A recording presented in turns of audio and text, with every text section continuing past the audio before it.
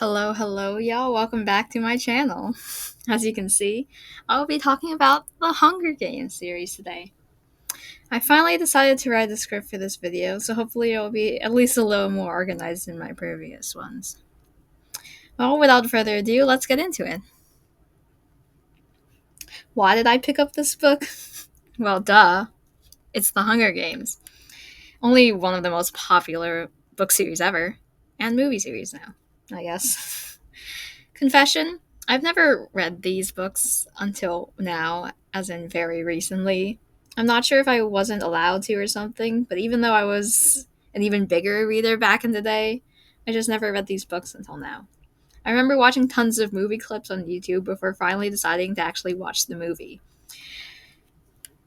Oh, well, sadly, since I saw the movies first, it robbed me of getting to experience the story for the first time in its original form, but oh well, that's on me. I eventually listened to the actual books as audiobooks. I finished the first one in 2 days during my finals week last fall semester, and then I finished Catching Fire and Mockingjay over my winter break. And then I finished Songbirds and Snakes in the week when I came back to campus for the spring semester, and then I finished Sunrise and the Reaping not long after it came out in about a week as well. So yeah, I was late to the party to start, very late to the party, but now I'm all caught up and here are my thoughts about each one. By the way, I'll probably include summaries in my later reviews, but I'll assume that most people watching this don't need me to recap the entire Hunger Games series. There are other channels and videos for that. Or better yet, you should just read and watch it for yourself. It's best that way. And I really recommend it for anyone. Alrighty, let's get started with book one. This is where it all begins. To be honest, if you asked me how this book begins, I couldn't tell you off the top of my head. My guess is Katniss hunting? Let me know if I'm right if you remember. Because I certainly don't. Anyway, on the screen you'll see some of my thoughts that I scribbled down while reading. I may or may not be talking about them in that order, but that's just up there for you if you need a visual. But anyway, I know that this book is clearly YA, but I don't mean that in a bad way. It was the forerunner after all, and most other YA are weak facsimiles of this anyway, in my opinion. As a personal preference, I prefer third person POV books over first, but I did appreciate how the books really allow you to understand Katniss's thoughts throughout the whole story. On the other hand, I like how the movie allows you to see the other characters' perspective, even briefly, such as President Snow. A major criticism I've heard of the movie is that it doesn't communicate Katniss's thoughts very well. Someone suggested that it should have included a voiceover narration, but personally I feel that would have ruined the tone in some scenes. The silence and stillness adds to the tension. I don't think adding Katniss' internal monologue would have been necessary in order to convey her thoughts. Slight side tangent about that. Books and movies are two different mediums, so they can present the same story in two different ways. The beauty of books is that the author can directly describe to you what the characters are thinking, and I don't think that necessarily needs to translate directly when adapting that book into a movie. A movie can rely on facial expressions or show the characters focusing on the particular elements of a scene, and if done right, that can convey their thoughts without a word being said. Katniss's unreliable narration is an important element of the book. She is so focused on keeping herself alive and pursuing her goals, and she's incredibly distrustful of Peeta for a while, always thinking that he's trying to gain an advantage over her. In the movie, I think his interactions are more clear because you can see how he looks at her and acts around her from a more objective lens. Anyway, enough of that. Continuing on with the book to movie comparison, here are a few things I think the book did better, in my opinion. For one, the book definitely provides a lot more details than the movies do, which is expected.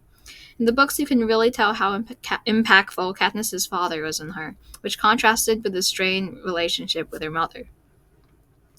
The Avoxes were a terribly fascinating part of the world, and they really showcased the brutality of the capital.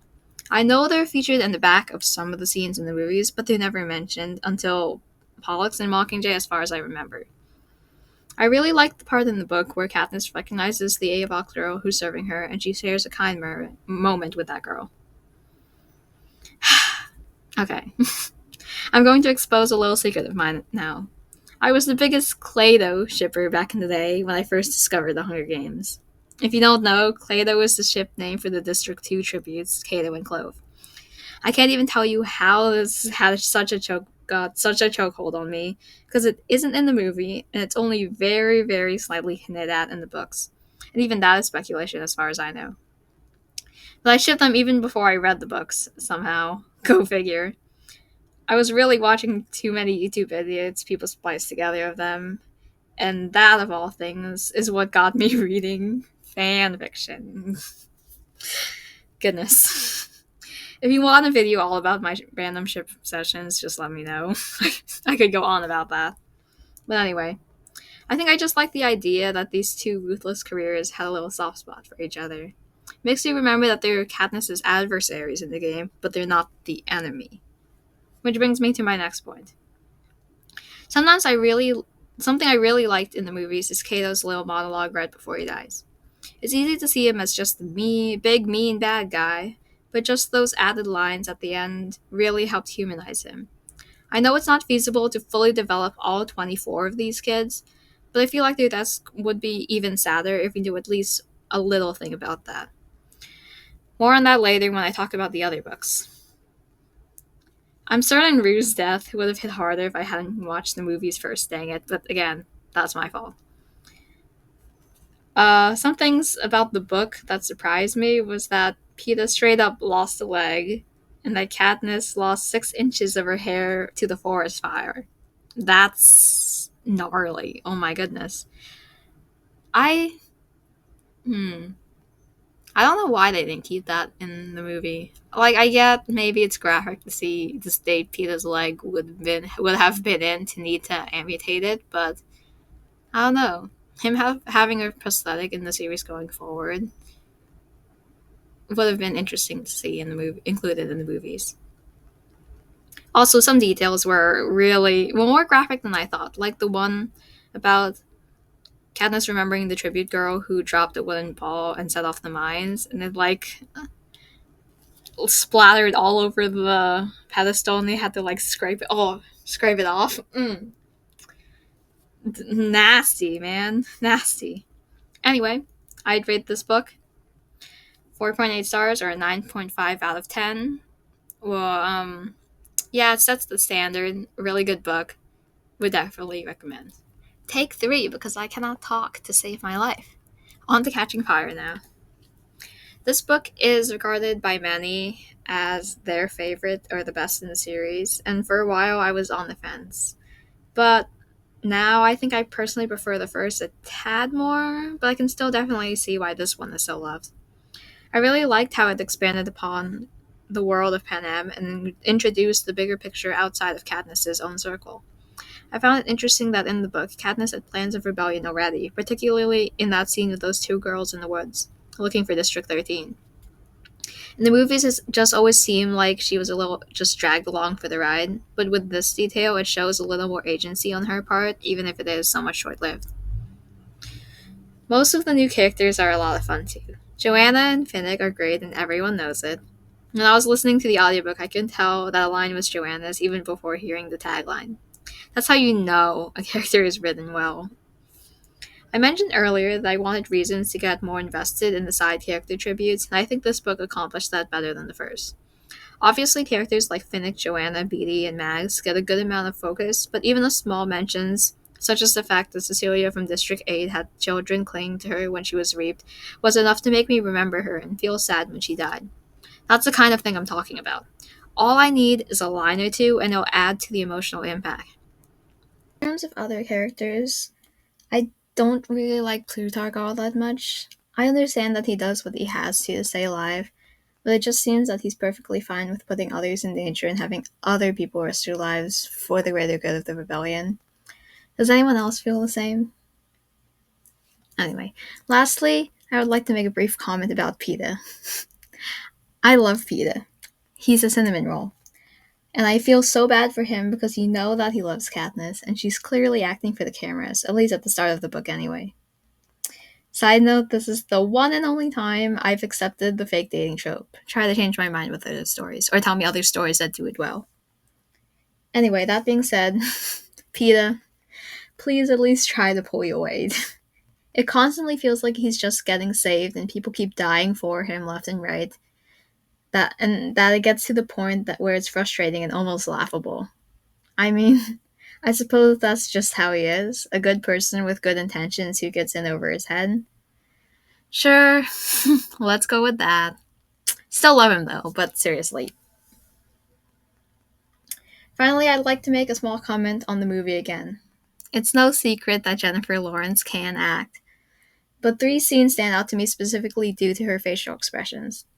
The first is her reaction to Snow's announcement of the Court of Quell. That numb, almost dumbfounded look she gets where her eyebrow is tense and then relaxes is just top notch. The second scene is when she first enters the arena. She's just seen Senna die and she needs to pull herself together before entering the games, and you can clearly see that.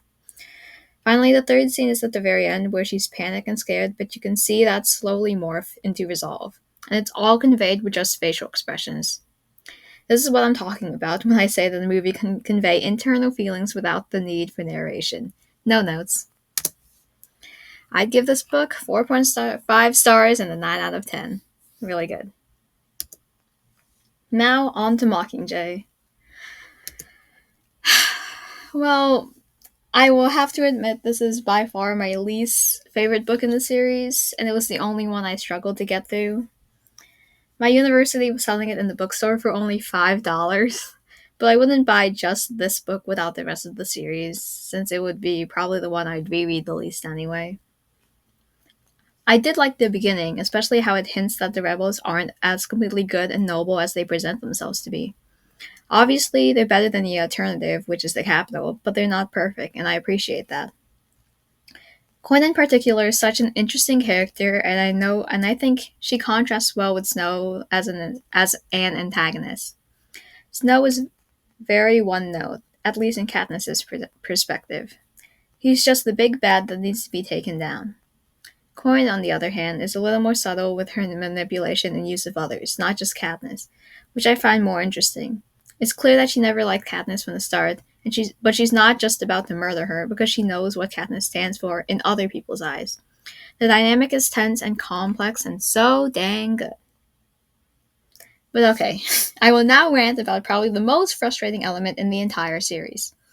So when Katniss agrees to be the Mockingjay, they soon find out that she's awful at reciting from their pre-prepared script. In their little gathering of dummies, they all name the times that Katniss moved them, and it's all actions. Volunteering for her sister, taking care of Rue, etc. But then the grand idea is to put this traumatized 17-year-old on the front lines of a war so that she can better speak from her heart. I'm sorry, but what? She was never good at speaking. It doesn't make sense why that would suddenly make her eloquent. If anything, she would react impulsively or emotionally, which very well could get her killed. And yes, that could be Coin's intention, I don't know, but the frustrating part is that the plan works. Katniss goes to the front line, sees the horror, and then suddenly becomes an inspirational speaker. And their impromptu speeches, quote unquote, are great, props to Suzanne Collins, but I refuse to believe that Katniss would be the one delivering it. The Capitol also has really dumb tactics. The whole idea of using traps and gimmicky tricks to try to stop the rebels is laughable. No wonder they lost, and it's even surprising that they were able to keep control for this long. This whole section of the rebels running through the city and Katniss lying about why she's there and all of that was the dullest part for me. Could not care or take any of it seriously. Finnick 100% died because Collins probably knew you wouldn't care about any of the other rebel characters and needed his death to raise the stakes. I don't like it, I don't think anyone liked it, and Collins didn't even like it. Bad. The love triangle between Katniss, Gale, and Peeta became extremely annoying and frustrating in this book, not to mention distracting from the main conflict.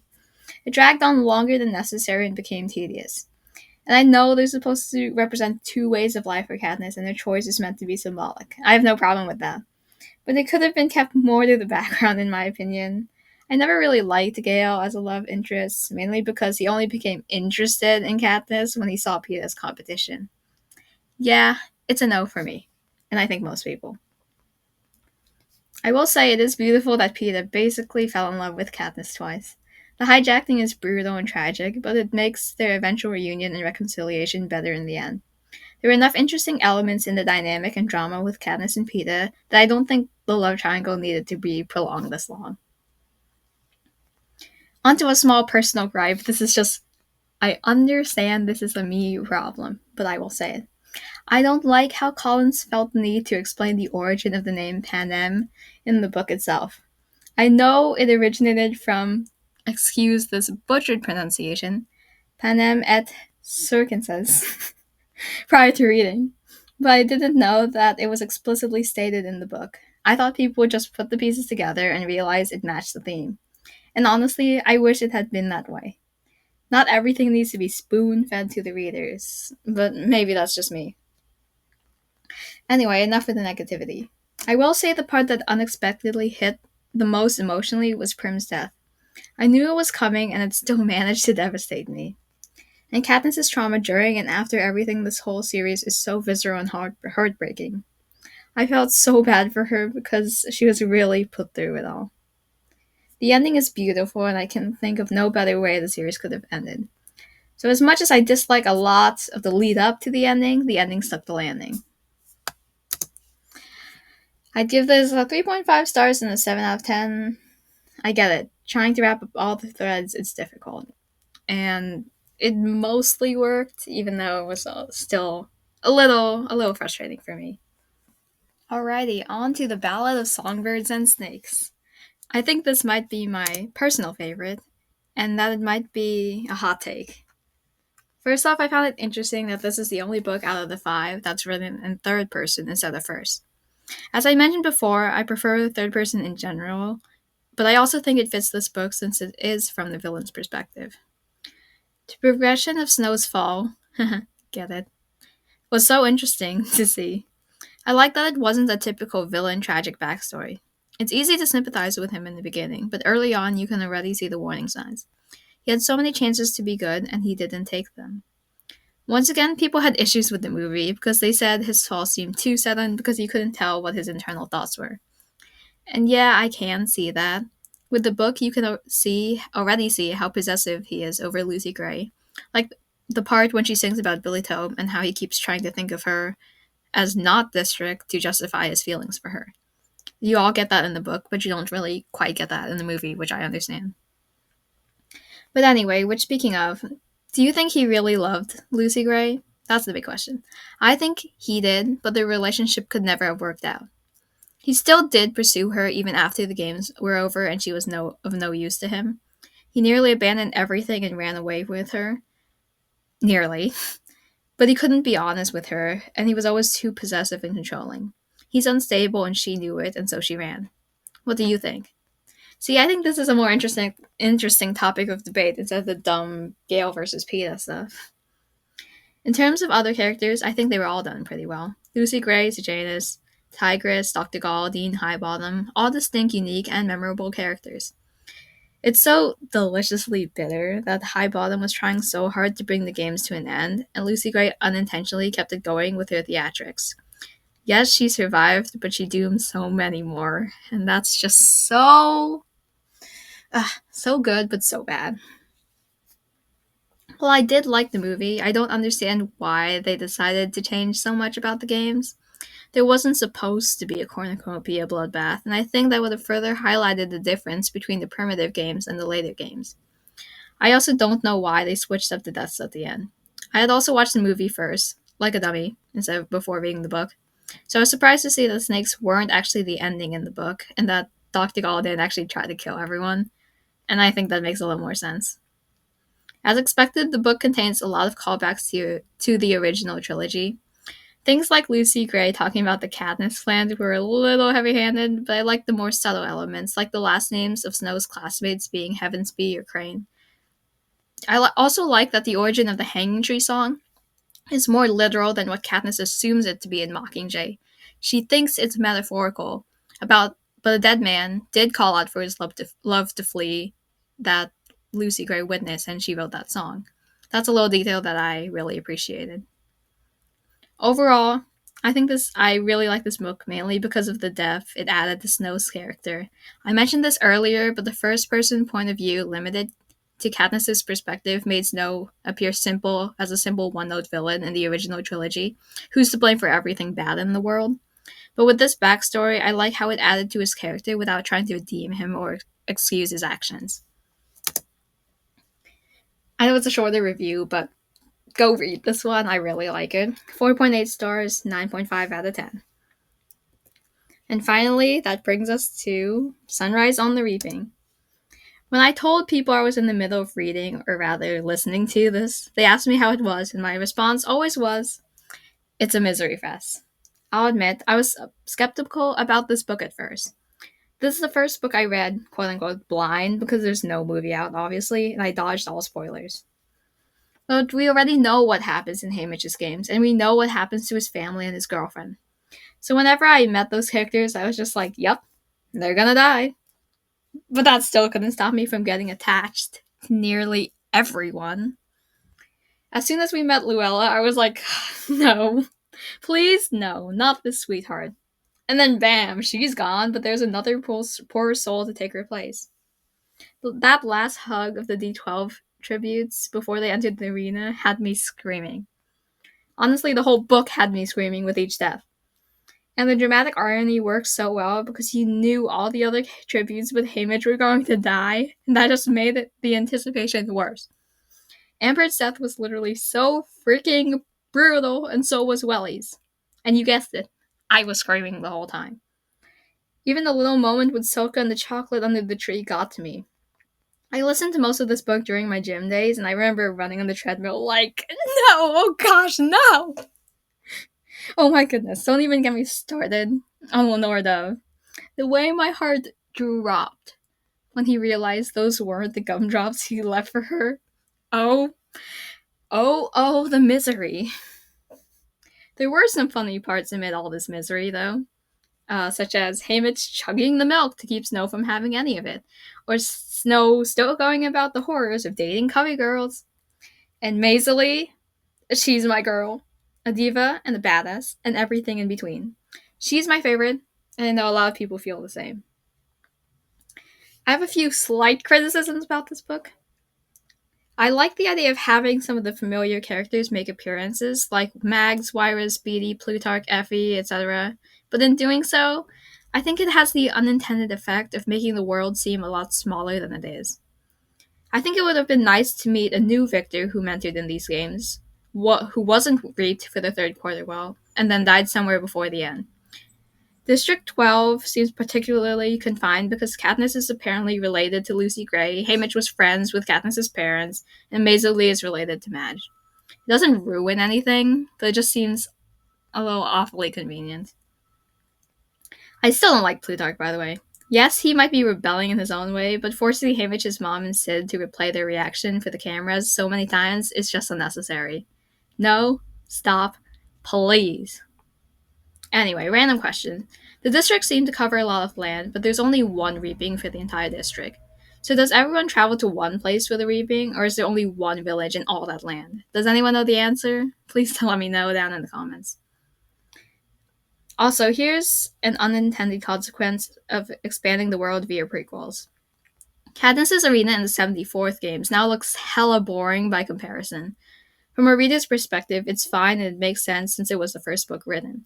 But seeing Haymitch's games and learning about Wyra's games, and that came before, Katniss's games kind of dulls in comparison. It's like the game makers got lazy that year and went, yeah, just throw them in the forest and make only a few mutts. Nothing like these big ones.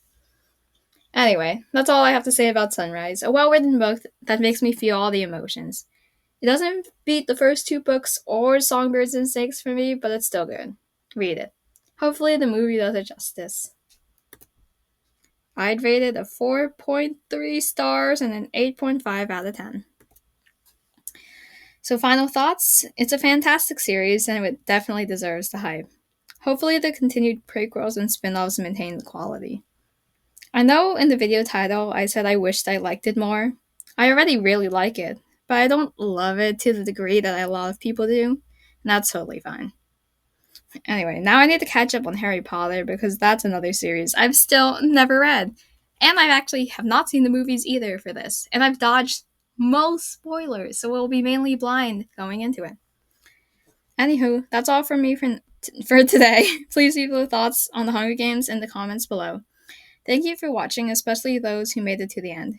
See you next time for my next review. Bye!